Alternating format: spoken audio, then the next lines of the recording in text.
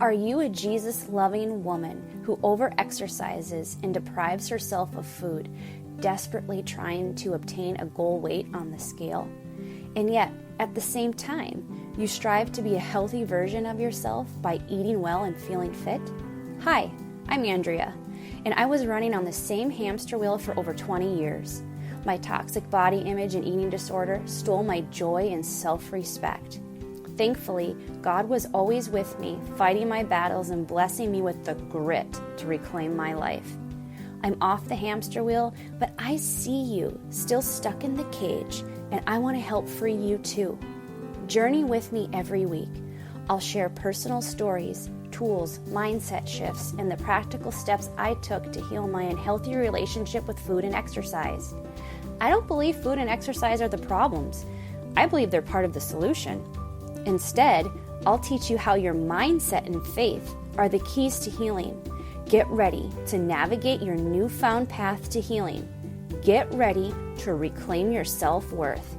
Get ready to realign with your God-given identity. For in this identity is where you find true wellness and healing.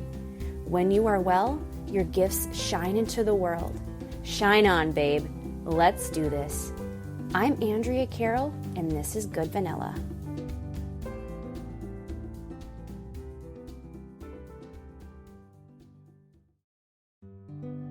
Hi. So I have a big announcement. I'm so excited because I finally created a 5-day challenge for you guys. And this 5-day challenge is going to infuse hope into your healing journey. And this is set up for Christian women overcoming eating disorders. And what we're going to do is in 5 days, you're going to invite God or Jesus to walk with you in your healing journey. You're going to feel lighter and a sense of joy and ease in your approach to recovery. And you're going to gain a deep sense of reconnection with God and yourself. And these two components are needed for any successful recovery. You're going to go from feeling alone to being connected, and you're going to connect your faith to your healing. And overall, you're just going to receive a newfound hope and momentum in your healing journey. Because you guys, here's the thing. Jesus isn't just for church. God isn't just for church. Jesus can handle your pain and your struggles and darkness. It's time to bring in Jesus into your healing. And when you do that, hope is restored, friend. So here's the deal. Go sign up for that 5-day challenge. We're going to start on July 17th. I hope to see you in there. Go sign up. The link is in the show notes. See you soon. Bye. Hey friend, welcome to the show. Thank you for hanging out with me today. It's truly an honor and a blessing just to have this time with you, and it really just makes me feel fulfilled. And I hope that it impacts your life, and it's an encouragement and inspiration every time you hop on and listen to an episode. But today, I have Ava, my 9-year-old daughter. She is joining me again. She's been on a couple episodes already, and it's been going so well, and she just loves it so much. I have to keep bringing her back on. And she has so much insight, and it's truly amazing how the perspective of a 9-year-old can help you in your eating disorder recovery and recovering and healing your relationship with your body and with food. Because here's the thing, you guys. Your inner child, and we've talked about this so much on the show. If you've not listened to those episodes, go back and find them and listen. Your inner child is inside and it is trying to get your attention, is trying to call out for help. It wants you to listen to it. And I think having Ava on is just a way to kind of build that bridge, to open up those lines of communication with your inner child. Like, listen to that.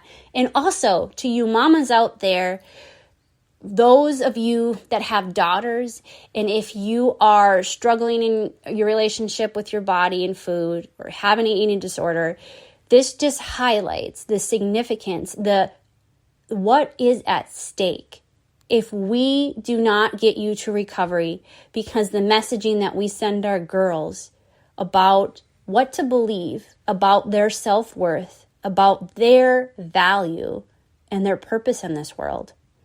And Ava, really today, we've talked about this a little bit before, about the messaging that I have sent you in the past. We talked about food. Today, I want to talk about what messaging are you picking up around my workout routine, my workout habits, the way I speak about exercise, the way I act, actually carrying out the act of exercise. Like, what do you notice? Is it something I enjoy? Is it something that I force myself to do? What are some of the words, or what do I say about exercise? Well, I feel like you try to do it every morning, and you try to make it a reasonable time.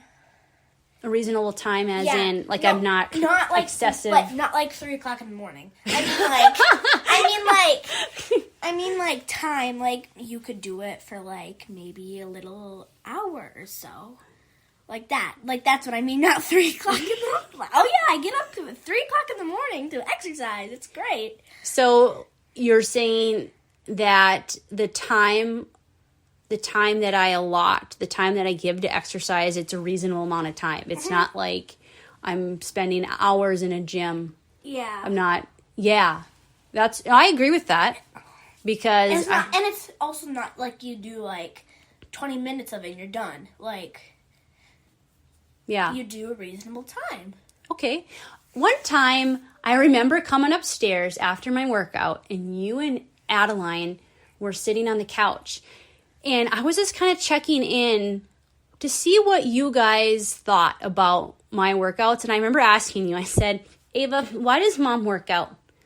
And do you remember what you said to me? You said, no, I don't. You said, so that you have a healthy body and a healthy mind.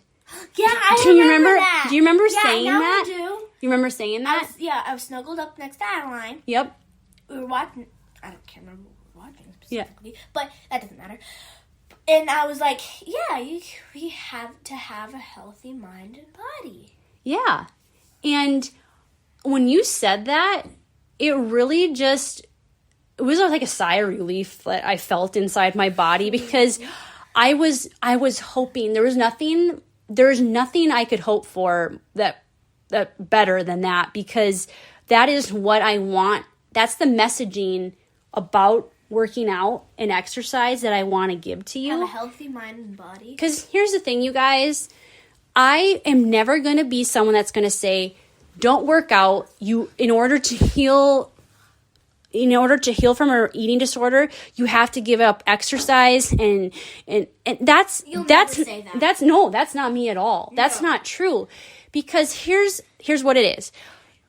An eating disorder is a mental health condition, and oftentimes an eating disorder does not operate alone, and it usually anxiety and depression are incorporated in there, and there is no better natural way other than praying to God, having that relationship with God, to change the chemicals in your brain, to help you lift up your mood and alleviate anxiety, and to combat depression.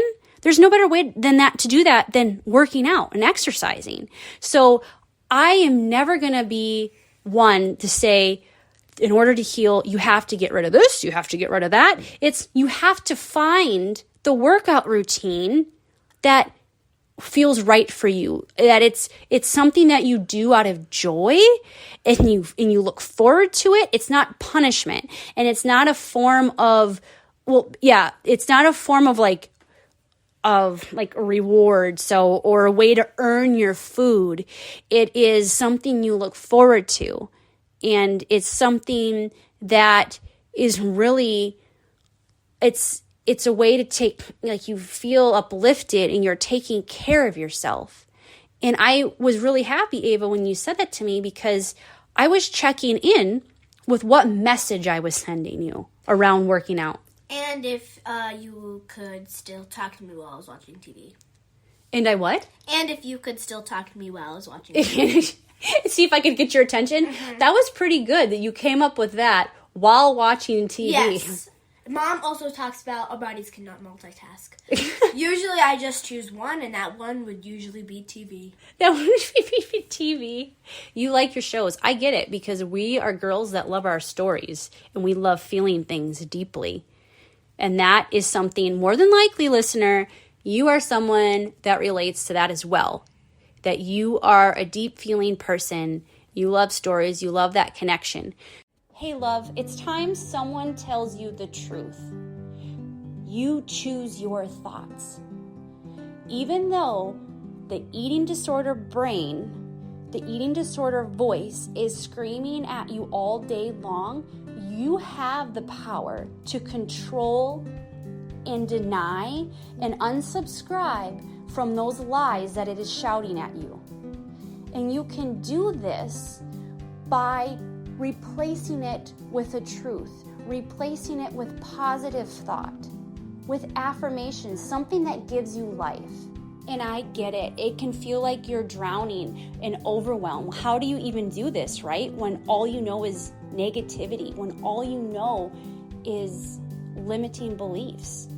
I created something called the Speak Life Bundle to support you in this. This is exactly why I made this. I wrote 3 prayers for you to listen to in the morning to get your intention right for your day, to get your mind lined up right.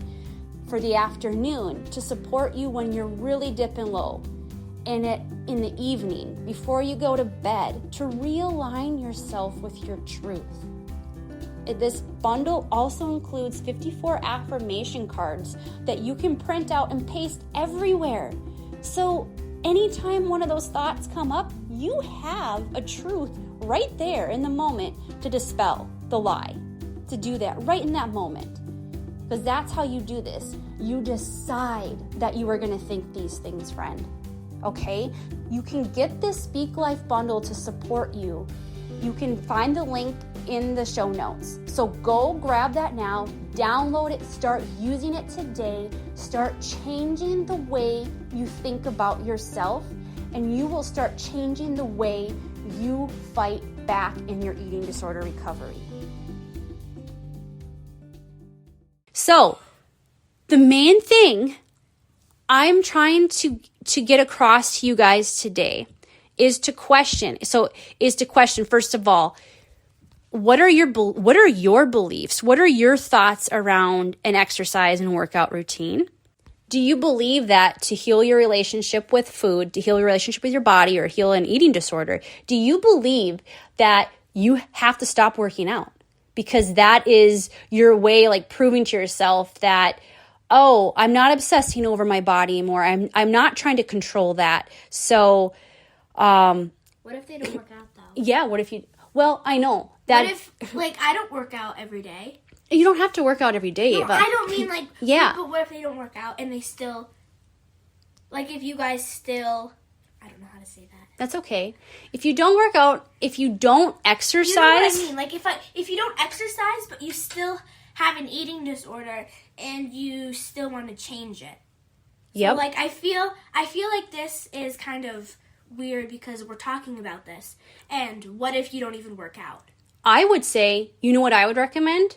I would say you need to find movement. You need to find an exercise routine, a workout. It can even be yoga. That helps. Like, you can do yoga every day. Because it's a form of self-love, of taking care of yourself. And like what I said earlier, what exercise does to your brain, the chemicals in your brain, it increases your happy hormones. That decreases depression. That decreases anxiety. And eating disorders, Ava, what I was saying, they hardly ever operate alone. A lot of times, they need help. Yep. And guess who the terrible helpers are? That anxiety and depression, just underneath, pushing that eating disorder up. Mr. Depression. So, if you do work out, you will alleviate some of that. It is definitely a form of therapy. So I'm glad you said that, because I would tell someone, I would recommend to find. Yeah, that's what I felt. Out. I was like, yeah, Mom. Go for a walk, do yoga like Ava said. But it has to be something that you're not choosing as a way to punish yourself. You're not choosing because, like if I run 4 miles, then I earn my food for the day. Because Ava, I used to do that. Okay? Years ago, if I did not heal my eating disorder, if I didn't heal that toxic relationship with my body image, if I didn't heal that and then you came along, you would see a mom who would feel like she'd have to go run 4 miles every day. You would be hungry if you ran 4 miles. Earn food. I was hungry. Yeah. And even when I was hungry, I restricted and I didn't allow myself to eat at certain times. How old were you when this happened? It started when I was about 14. Okay, then And your mom should be involved with that. Involved, yeah. But like you said a couple times, your mom was involved with a lot of stuff when you were little. Well, yeah, it just kind of depends on the situation. The event. I thought that I had to figure this all out on my own because that's what mamas are here for. When I had an eating disorder, there's a lot of shame and guilt around that. Like, people hide it well, and I hid it well. So it was very hard for anyone in my family to see how much struggle I was having because I was functioning very well. Okay? But you guys, listeners, mamas of daughters, I need your attention because the messaging we send our girls, what you are choosing to say about exercise, what you are choosing to do, it all influences. They see it, they pick up on it, and we have to check in with that. It's very important because if we want our girls to choose exercise, to choose movement that supports them, that makes them feel great, that makes them feel wonderful in their bodies. Mm-hmm. And we don't want them to choose something that they feel is a form of punishment and something that they have to do to earn food, and they have to change their bodies so that they fit in and to feel worthy and to feel like they're enough. We don't want that for them. So we have to look at what messages we are sending them. What are you telling them indirectly by your actions? What message are you sending? Really think about that, friend, because it is so impactful. And also, if this is something, don't feel ashamed. Don't feel guilty if you are still stuck in that toxic way of doing exercise. If you are doing it to earn food, if you are doing it to change your body, don't feel guilty. Just use that as the spur to heal, to start this process, to get to a place of self-compassion and loving yourself so that you can raise your daughters. You can raise your daughter to love herself, to be fearless in her body, to be fearless in her self-worth and her confidence. So Ava, that is what I want for you. And that is something that when I think back over my story and my journey, I am so blessed and grateful that I am at the place I am now in my recovery, that I am very confident in the way I am teaching you to really just to have that healthy relationship with exercise, and coming at it from a place of love and respect for yourself. Okay? And so thank you for being on today.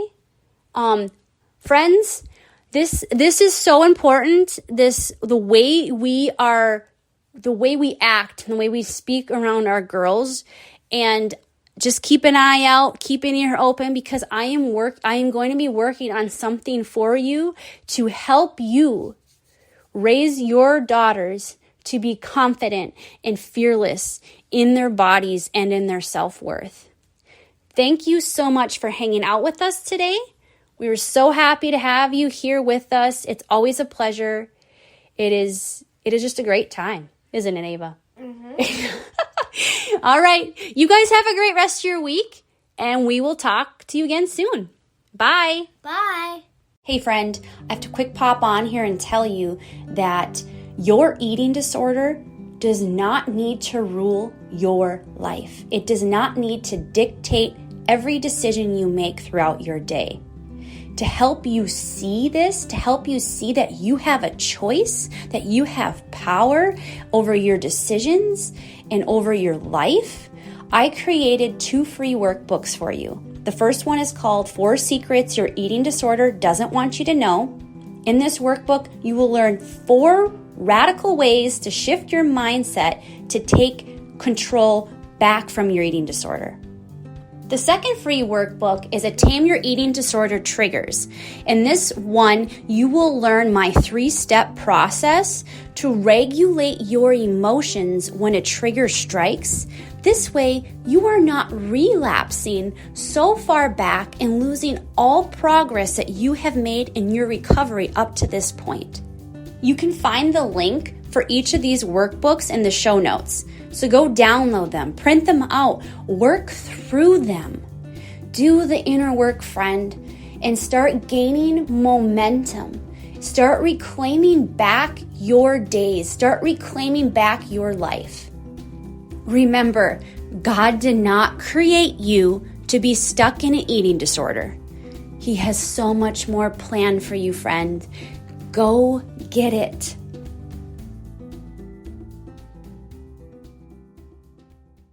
Hey there, friend. Thank you so much for hanging out with me today. It truly means the world sharing this time with you. But to be honest, it's never enough time. Like, I could talk to you forever.